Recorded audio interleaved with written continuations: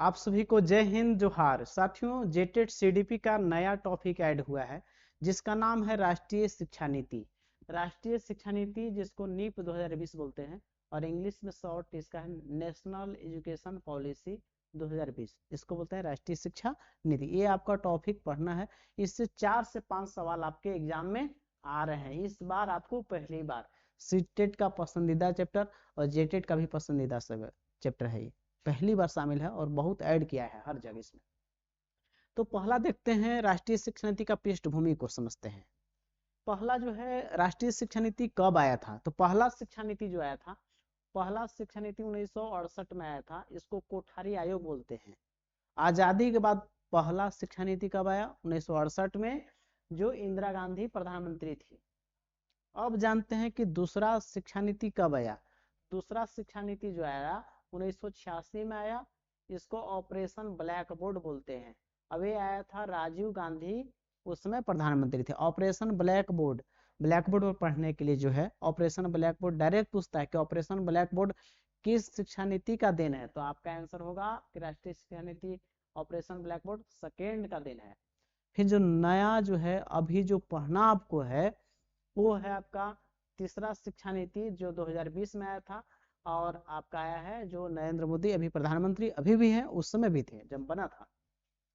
अब जानते हैं कि राष्ट्रीय शिक्षा नीति की घोषणा सबसे पहली बार कब हुआ, तो घोषणा इसका हुआ 29 जुलाई 2020 को घोषणा हुआ कि राष्ट्रीय शिक्षा नीति आ गया है। ठीक है ना।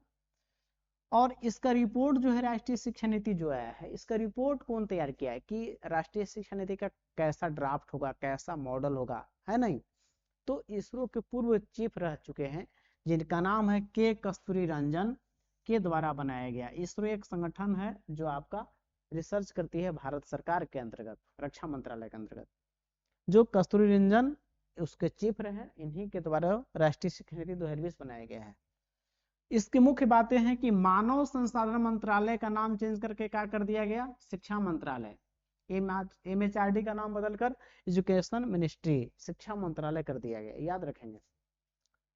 फिर आपका है इसमें बोला है कि हम पूरे देश का जो GDP है उसका हम कुल 6% खर्च करेंगे एजुकेशन पे, क्योंकि किसी देश की जो है भविष्य जो होता है वो डेवलपमेंट का आधार होता है एजुकेशन। शिक्षा पे 6% करने का लक्ष्य रखा गया है।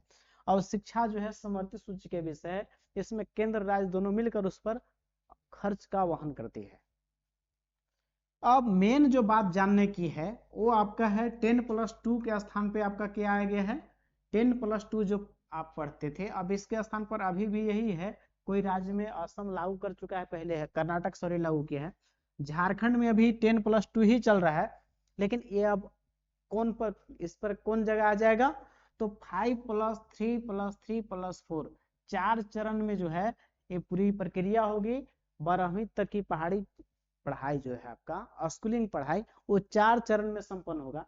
वो 4 चरण नया कैसा होगा, आप जब पढ़ेंगे, आपके बच्चे पढ़ेंगे तो 4 चरण में पढ़ेंगे आने वाले समय में। सबसे पहले जानिए कि बच्चा जो है 3 साल में जो है प्रवेश करता है। कहाँ प्रवेश करता है? प्ले स्कूल में। आपके घर में बच्चे होंगे तो प्ले स्कूल में एडमिशन होता है 3 साल में और प्ले स्कूल में। और यहाँ पे क्या होता है, पहला जो होता है फाउंडेशनल स्टेज होता है, जो 10+2 के स्थान पर जो आया है। पहला स्टेज कौन है 4 चरण में? FS फाउंडेशनल स्टेज है। जो आपका फाउंडेशनल स्टेज जो है पहला, जो क्लास उम्र की बात करें 3 साल से 8 साल, और क्लास बात करें फाउंडेशनल स्टेज नर्सरी से शुरू होगा और आपका LKG UKG क्लास 1 और 2, तो आपका नर्सरी से शुरू होकर 2 क्लास तक चला जाए किसमें, फाउंडेशनल स्टेज में, समझेंगे। फिर दूसरा है प्रीपेट्री स्टेज। प्यारे साथियों, प्रीपेट्री स्टेज जो 8 से 11 साल के पीरियड में होगा बीच में, और इसमें बच्चा क्लास 3, 4, 5 यानी कि दूसरा जो है आपका प्रीपेट्री स्टेज में बच्चा क्लास 5 तक पढ़ लेगा। फिर यहाँ पे देखिएगा मिडिल स्टेज देखेंगे, जिसमें बच्चा जो है आपका मिडिल स्टेज में एंट्री करेगा। तीसरा चरण है 11 साल से 14 साल के बीच में ही बच्चा रहेगा और क्लास 6, 7, 8 में एंट्री कर जाएगा। यहाँ क्लास 6, 7, 8 किस में आएगा, तो मिडिल स्टेज में आएगा। और सेकेंडरी स्टेज सबसे अंतिम चरण है जो 14 से 18 साल तक रहेगा। और क्लास 9, 10, 11 और 12, 9 से 12वीं तक क्लास किस में आ जाएगा, सेकेंडरी स्टेज रहेगा आपका, जो बहुत महत्वपूर्ण है। ये 4 चरण इस प्रकार से रहेंगे।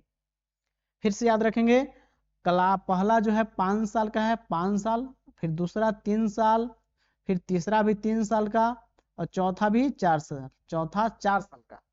तो इस प्रकार का नया पैटर्न रहेगा आपका, और इसको पूरा विस्तृत अध्ययन करेंगे। यदि जेटेट में आप पढ़कर पास करना चाहते हैं निःशुल्क में, तो जेटेट का सिलेबस जो है पूरा संपूर्ण कंप्लीट कराया जा रहा है, पूरा संपूर्ण पूरा सिलेबस कवर किया जा रहा है। और जेटेट 2026 के नाम से प्लेलिस्ट बना हुआ है, जेटेट 2026, जेटेट सीडीपी 2026 प्लेलिस्ट बना हुआ, उसमें जाकर पूरा पढ़ लेंगे। और मात्र हमसे 10 से 15 दिन में पढ़कर सीटेट पास करते हैं, तो आप मेरा 10 से 15 क्लास केवल सीडीपी कर लीजिए, आप 30 में 30 लाएंगे।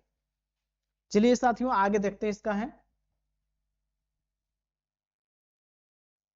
नीप का मुख्य उद्देश्य क्या है, जो राष्ट्रीय शिक्षा नीति है इसका मुख्य उद्देश्य क्या है, तो मुख्य उद्देश्य देखने का प्रयास कीजिए आप। पहला क्या है, शिक्षा और सीखना, एजुकेशन और लर्निंग करवाना।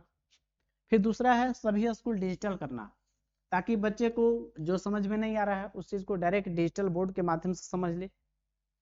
फिर तीसरा है सबसे मेन है त्रिभाषा सूत्र, 3 लैंग्वेज फार्मूला, त्रिभाषा सूत्र, 3 लैंग्वेज फार्मूला जो है, 3 लैंग्वेज फार्मूला नीप का सबसे महत्वपूर्ण है।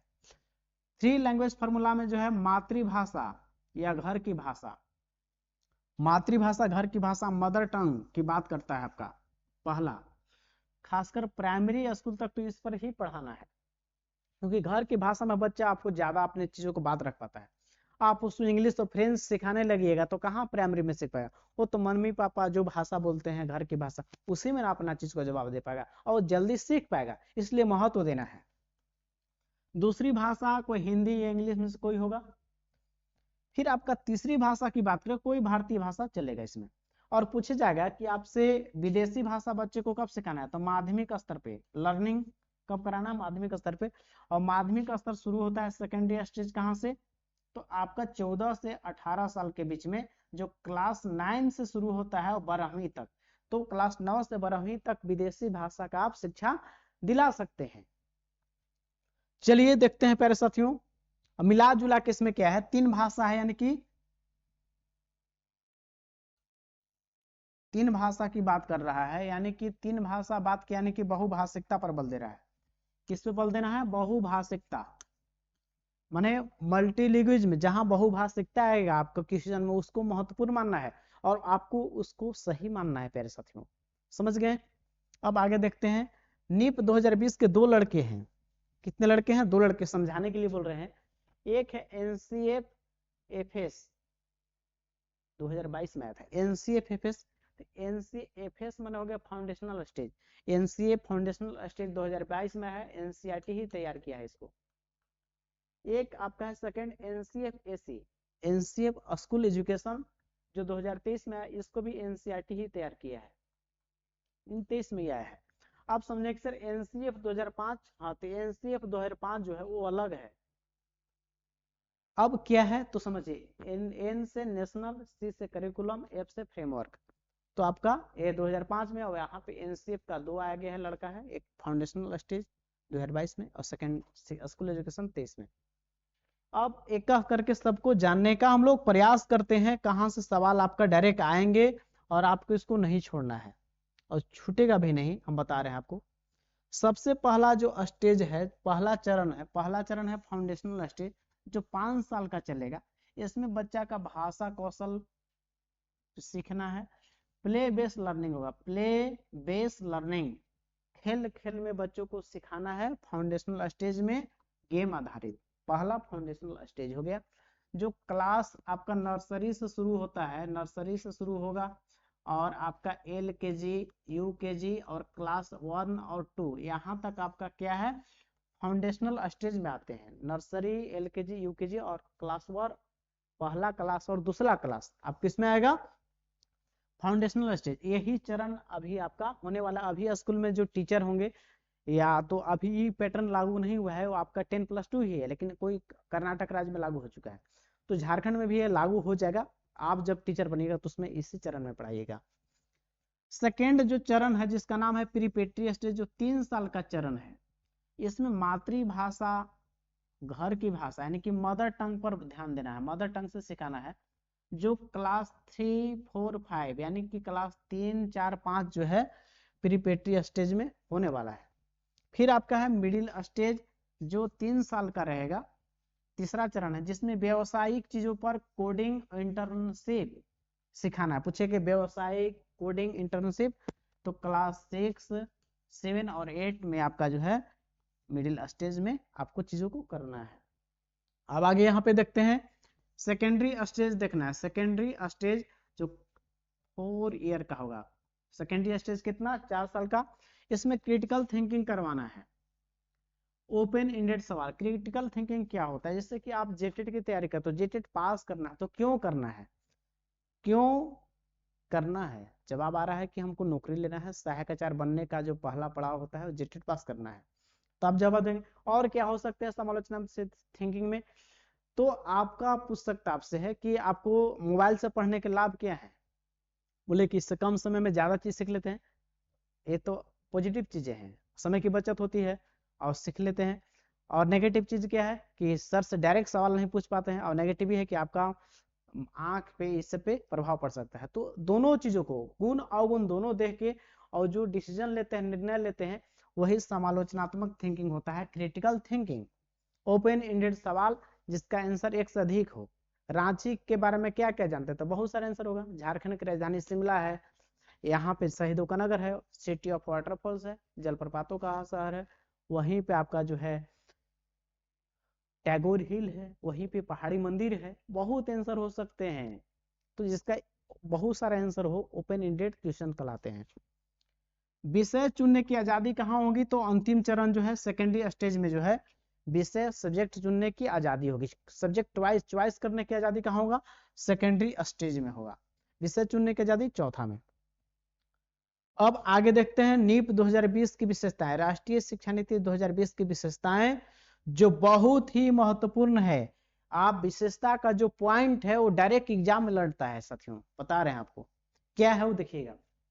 यहाँ पे बोलता है क्या है कि हर बच्चे की विशिष्ट क्षमता को, उसका जो विशिष्ट क्षमता है उसको स्वीकृति करना, एक्सेप्ट करना है, उसको पहचानना है और उसका विकास करना है। जैसे कि कुछ बच्चे कमजोर होते हैं, कुछ मीडियम होते हैं, कोई बहुत ज्यादा गॉड गिफ्टेड चाइल्ड होते हैं जिनका आईक्यू लेवल 140 प्लस होता है, तो उनको एक साथ चीजों को सिखाना है, सबका स्वीकार करना है कि हर बच्चा का विकास संभव है, डेवलपमेंट संभव है।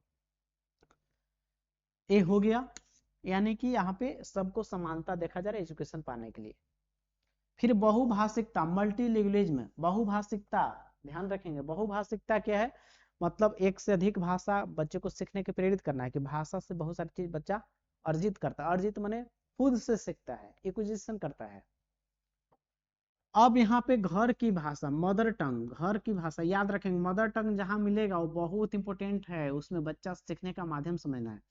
घर की भाषा, मातृभाषा या क्षेत्रीय भाषा जो उसके घर के आसपास का है, उसको महत्वपूर्ण मानना है, याद रखेंगे। पॉजिटिव वर्ड है बहुत ज्यादा। फिर करके सीखना, करके सीखना, लर्निंग विथ डूइंग, करके सीखना। और घर की भाषा, मातृभाषा बहुत इंपॉर्टेंट है। डायरेक्ट आपके एग्जाम में एग्जाम्पल में आपका क्वेश्चन में ऑप्शन में रहती है, ऑप्शन सबसे ज्यादा बेस्ट है सीखने के लिए। तो मातृभाषा, घर की भाषा, क्षेत्रीय भाषा एज ए रिसोर्स लेना है। रिसोर्स माने सीखने का संसाधन, साधन के रूप में लिखना है, बाधा नहीं है। बच्चा अपने घर की भाषा में, उसके मम्मी पापा हिंदी बोलते हैं तो इंग्लिश में कहाँ वो बोल पाएगा आपसे। घर उसके मम्मी पापा मगही भोज, उसके नागपुरी हिंदी का मिक्स बोलते हैं तो वही ना बोलेगा। आप बोले इंग्लिश में बोलो तुम यहाँ, तो आप पगले न हैं, आप पागले न हैं, शिक्षक हैं चाहे कोई भी है, वो अपने घर की भाषा में ज्यादा व्यक्त कर पाएगा। हाँ, उसके मम्मी पापा इंग्लिश बोलते हैं तो आप इंग्लिश में चीजों को व्यक्त कर पाएगा। तो यही समझना है कि घर की भाषा को महत्व देना है। पहले बोलते हैं कि तुमको ऐसे बदलना है, ऐसे बोलते हैं कि तुम ऐसे बोलो, मम्मी बोलो, पापा बोलो। कहाँ जा रहे हो, कहाँ जा रहे हो, घर में तू बोलते हैं कहाँ जाते हैं रे, तू कैसे बोलेगा, समझने का प्रयास कीजिएगा। कहाँ जाए थे, ये सब, ये भाषा सुन रहा है घर में तो वो भी बच्चा, वो ज्यादा जो सुन रहा है ज्यादा एक्वायर करेगा। हाँ, कभी बोलते हैं कि कहाँ जा रहे हैं तो बच्चा के लिए आसान है, वही भाषा में जवाब देगा। तो यही सब चीजें हैं। घर की जो भी भाषा है उसको महत्व देना है, उसको क्या देना, अवसर के रूप में देखना है, सम्मान देना है, उसको महत्व देना है और एक माध्यम समझना है। घर की भाषा क्या देखना है, अवसर, अपॉर्चुनिटी के रूप में देखना है, बच्चे के सीखने का एक स्रोत है, वो सम्मान करना है, उसका महत्व देना है, उसको माध्यम समझना है सीखने का, बहुत इंपॉर्टेंट है प्यारे साथियों। फिर अगला देखिएगा, जो अगला है आपका 360 रिपोर्ट कार्ड, जिससे बच्चा खुद का मूल्यांकन करता है। जैसे 360 में होता है कि सी कोग्निटिव, संज्ञान, अपने मानसिक विकास का, अपने जो दिमाग डेवलप कर रहा है। फिर अफेक्टिव भाव, उसके अंदर क्रोध है, किसी से प्यार करने की भावना, किसी से घृणा करने की भावना है, नहीं, किसी से संबंध बनाने की भावना है। फिर है फिजिकली, यानी शारीरिक विकास, उसको लंबाई बढ़ना, उसके फिजिकली, जैसे कि वो क्रिकेट खेलना, चाहे कोई दौड़ना, रनिंग करना, एथलीट का गुण होना, ये तो हर तरह के गुण को विकास करना है, तीनों तरह के। स्व मूल्यांकन कैसे करता है, तो क्विज के माध्यम से, क्विज करा दीजिए, वो बच्चा अपने आप देख ले कि हम कहाँ पे चीजों को नहीं समझ पाए, उसको हमको और प्रैक्टिस करना है। फिर है पहला राष्ट्रीय मूल्यांकन, पहला राष्ट्रीय मूल्यांकन परख बोलते हैं। पहला राष्ट्रीय मूल्यांकन क्या है, परख। पहला जो राष्ट्रीय स्तर मूल्यांकन परख करेगा, ये क्या बोलता है कि जैसे कि आपका सीबीएसई है, जैक बोर्ड है, आईसीएसई है, बिहार बोर्ड है, यूपी बोर्ड है, हरियाणा बोर्ड है, दिल्ली बोर्ड है, छत्तीसगढ़ बोर्ड है, तो इन सब का मिला जुला के एक राष्ट्रीय मूल्यांकन करने का लक्ष्य परख को दिया गया है, याद रखिएगा। आगे देखेंगे हम लोग, यहाँ पे है संस्कृति का महत्व देना है, कल्चर को महत्व देना है। जैसे कोई हिंदू धर्म से है, कोई मुस्लिम धर्म से है, कोई, तो उसका अलग अलग कल्चर है, वो कल्चर से चीजों को सीखता है, एक्वायर करता है। फिर है रटने के बजाय समझने पर बल देना है। जहां रटने की बात करें, जहां याद करने की बात हो, जहां यंत्रवत की बात करें, जहां रोट लर्निंग की बात करें, जहां रोट लर्निंग की बात करें, जहां याद करने की बात करें, उसको नेगेटिव लेना है, उसको नहीं लेंगे। समझने पर बल देना है, कॉन्सेप्ट पर बल देना है, समझ विकसित करना उसके अंदर है, ताकि बच्चा वैसे प्रॉब्लम में दोबारा फंसे तो खुद से सोल्व कर पाए। तो खुद उसको करके सीखने के गुण डेवलप करना है, रटने पर बल नहीं देना है, याद रखिएगा चीजों को। पाठ्यक्रम को कटौती करना है और लचीला बनाना है, फ्लेक्सिबल बनाना है, फ्लेक्सिबल, बच्चा का बोझ न लगे। बचने पाठ्यक्रम बच्चे के सीखने के लिए बनाया गया है, ना कि बच्चा जो है पाठ्यक्रम के लिए ही बना है। शिक्षण अन्वेषण आधारित, जो शिक्षण होना चाहिए वो खोज आधारित, माने बच्चा खुद से खोज करे, अन्वेषण करे। चर्चा आधारित हो, क्विज पर आधारित हो, उस पर बच्चा खुद उसमें एक्टिव रहे। एक्टिव कब होगा, जब चर्चा कर रहा है। सक्रिय बच्चा कब रहेगा, जब उस विषय पे चर्चा कर रहा है, यानी कि एक्टिव है। बच्चा ऐसे शिक्षण में ज्यादा इंटरेस्ट लेते हैं, रुचि होते हैं, या रुचिकर होता है। चर्चा जो होता है उसमें रुचि ले रहा है, एक्टिव है, तो आपका पॉजिटिव है, इंटरेस्ट ले रहा है। समूह कार्य करा दीजिए, बच्चा उसमें ज्यादा चीजों को एक्वायर करता है, ज्यादा एक्वायर करता है, याद रखेंगे। और इसमें जो है आपका समालोचनात्मक चिंतन बहुत इंपॉर्टेंट है, जो किसी चीज के बारे में गुण दोष दोनों को जानना, पॉजिटिव और नेगेटिव दोनों चीज को जानना, समझ गए। अपसारी चिंतन पर बल देना है, यानी कि अपसारी चिंतन की बात करें तो जिसका खुला प्रश्न हो। जैसे कि बात करें कि आप दिल्ली के बारे में क्या जानते हैं, तो दिल्ली के बारे में जानते हैं कि भारत की राजधानी तो है, ये है, वहां पे लाल किला है, बहुत सारी चीजें वहां पे है, हमारा केंद्रीय संसद भवन है, संसद भवन वहीं पे है। बहुत सारे आंसर हो सकता है वहां पे दिल्ली में। तो आपका जो है इंडिया गेट है।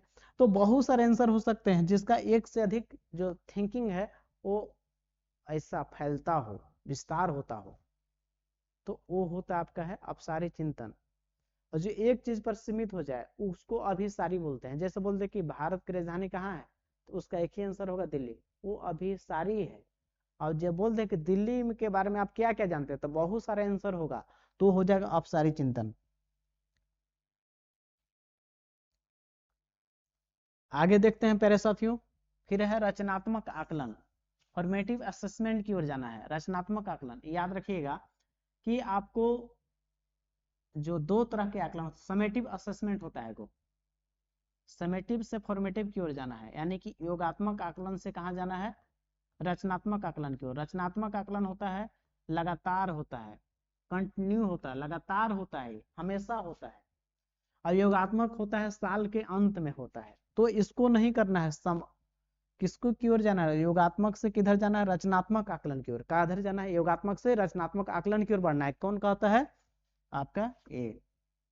लोकतांत्रिक क्लासरूम, यानी कि क्लासरूम कैसा होना चाहिए, लोकतांत्रिक। बच्चा इसमें सवाल पूछ पाए, बच्चे एक्टिव रह पाए, बच्चे की भूमिका हो, बच्चा इसमें सक्रिय रूप से क्वेश्चन पूछे, सवाल आपसे पूछे। यानी कि इसमें लोकतांत्रिक हो, यानी कि भावनात्मक रूप से टीचर सबसे ऊपर नहीं है, टीचर एक सुविधा दाता है, शिक्षक एक सुविधा दाता है, उसका हेल्प करता है कि बच्चे तुमको कैसे सीखना है, बच्चे के प्रेरित करता है वो। लेकिन क्लासरूम कैसा, लोकतांत्रिक होना चाहिए, अनुभवात्मक शिक्षण होना चाहिए, एक्सपीरियंस बेस्ड पर। बोलेगा एक्सपीरियंस बेस्ड पर एजुकेशन की बात कौन करता है, यही। वैज्ञानिक अधिगम, साइंटिफिक जो लर्निंग है वैज्ञानिक तरीके से कि बच्चे कैसे सीखेंगे उसको गाइड करना है। करके सीखने, लर्निंग विथ डूइंग पर बल, ये भी आई है बहुत सारे एग्जाम में, एसजेटेड 2026 में आपसे इसे छप रहा है, एक सवाल पक्का आपका आ रहा है। करके सीखना यानी कि लर्निंग विथ डूइंग, करके सीखने पर बल देना है। और डिजिटल अधिगम करना है। डिजिटल अधिगम यानी डिजिटल अधिगम की बात करें, यानी कि बच्चा जो है डिजिटली सीख पाता है, चीजों को ज्यादा सामने से चीजों को देख पा रहा है। जैसे कि बोलेगा कि वर्षा कैसे, जल चक्र कैसे होता है, तो जल चक्र को वो वीडियो जो है लगा हुआ एलसीडी, उसमें देखेगा कि कैसे यहाँ से जो वाष्प बन के वहां पे जाते हैं ऊपर, वाष्प से फिर संघनित होकर वर्षा के रूप में गिरता है। तो कोई चीज को प्रैक्टिकली देखने के लिए डिजिटली अधिगम बहुत अच्छा है और बच्चे इसमें चीजों को ज्यादा सीख पाते हैं। तो राष्ट्रीय शिक्षा नीति हम आपको बता रहे थे, तो इसका एमसीक्यू सवाल भी हम आपको करा देंगे और देख लेते हैं। तो नीप आपका जो पूरी तरह से कंप्लीट होगा और आपका 4 से 5 सवाल यहीं से आ जाएगा। प्यारे साथियों, हमसे क्लास कर लेते हैं 12 से 13 क्लास सीडीपी का, तो आपको 30 में 30 आपको आ रहा है, 30 में 30 आपका जो पढ़िएगा हम पढ़ाएंगे वह आएगा आपका। तो विश्वास रखिए, आप जो भी पढ़ेंगे मेरा पढ़ाया हुआ रहा है, तो आपको डरना नहीं है, आप एकदम सही जगह पे हैं और पढ़िए। और सीडीपी का प्लेलिस्ट बना हुआ है मेरे चैनल पे, जेटेट सीडीपी 2026, वहां पे शुरुआत से सिलेबस फर्स्ट से सीडीपी का क्लास करा रहे हैं। नहीं देखें और क्लास को, विकास की अवधारणा एवं अधिगम से संबंध, विकास का सिद्धांत और विकास की अवस्थाएं, जैसे गर्भावस्था से लेकर शैशवावस्था, बाल्यावस्था, ये सब पढ़ा दिए हैं, वहां देख लेंगे और इस प्रकार से आपका पूरा कंप्लीट सिलेबस हो जाएगा और आपको घर बैठे 1-2 घंटा में पास कर जाइएगा। आप किसी सिलेबस के मोटा मोटा सिलेबस के चक्कर में नहीं पढ़ना है, हम आपको सिलेबस नोट्स उपलब्ध करा देंगे, उसको पढ़ लेते हैं 1-2 घंटा, तो आप 100+ आपका मार्क्स आएगा। प्यारे साथियों, अपने साथियों से, मित्रों से आप आगे रहना चाहते हैं, झारखंड का कोई भी इंफॉर्मेशन के मामले में, वैकेंसी के मामले में, या भारत और उसका रेलवे, एसएससी बैंक या बिहार शिक्षक भर्ती से कोई भी वैकेंसी का, तो मेरे चैनल से आप जुड़ सकते हैं, आप सबसे आगे रहेंगे। साथियों, इस वीडियो को अंतिम तक देखने के लिए आप तमाम साथियों को तहे दिल से धन्यवाद। मिलते हैं नेक्स्ट वीडियो।